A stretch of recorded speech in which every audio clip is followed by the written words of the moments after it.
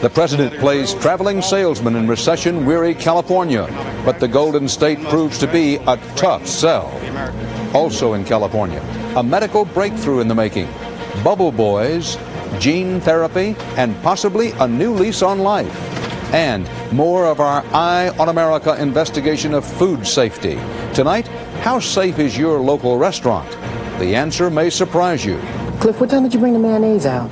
Sir, who does your pest control? Another piece of aluminum foil to place over the grilled onions. This is the CBS Evening News.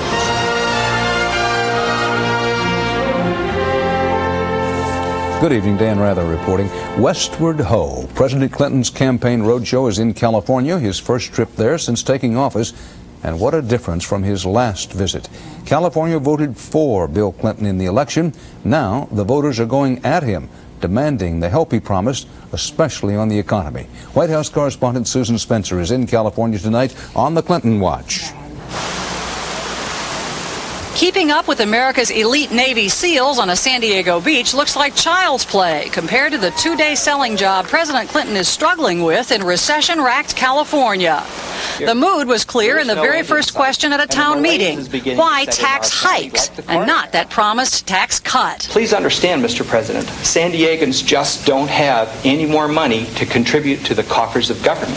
Give me 4 years to try to deliver on the middle-class tax cut. I don't like this, but we've got to get a hold of this deficit. It's going to kill us if we don't.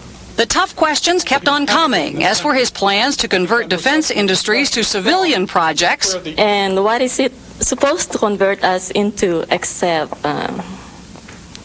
jobless, homeless, and hungry? The White House take on all this is that even hostile questions in the economy are good because they give the president a chance to show that he is fully engaged now and to talk about his program. Well, if hostility is what he wanted, he may have come to the right place. And in California, we're still reeling from 2 or 3 years of high unemployment, of difficulties everywhere. It's tough, and he's got to start giving people some way out. Well aware that additional defense cuts and base closings threaten to make things worse here before they get better, the president again today promised more money for job training and retraining.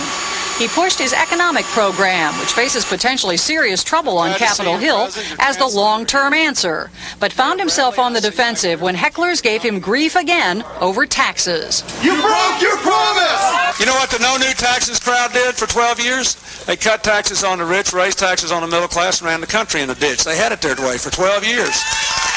Late today, the president toured South Central Los Angeles, a region still traumatized by last year's riots. He has said repeatedly that if he can turn California around, he can turn the country around. California's sure ready to see it, and so are Mr. Clinton's pollsters. Susan Spencer, CBS News, Los Angeles. Today's presidential roadshow is not the only show in town, not by a long shot. Correspondent Bill Whitaker reports on a high-risk endorsement in a red-hot California election. In Los Angeles, President Clinton lent the weight of his office to the struggling campaign of mayoral candidate, Democrat Mike Wu. This is something I wanted to do because I believe it's good for the people of Los Angeles. It was political payback. Wu was an early supporter of